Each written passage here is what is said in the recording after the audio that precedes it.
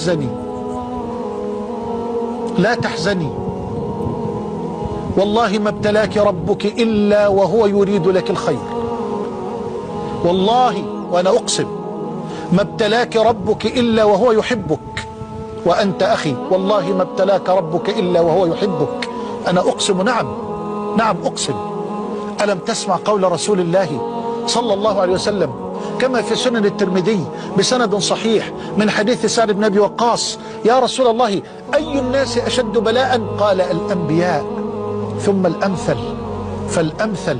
يبتلى الرجل على حسب دينه، فإن كان في دينه صلابة زيد له في البلاء، وإن كان في دينه رقة ابتلي على حسب دينه. وما يبرح البلاء بالعبد حتى يتركه يمشي على الأرض وليس عليه خطيئة. ألم تسمع قول رسول الله صلى الله عليه وسلم: إذا أحب الله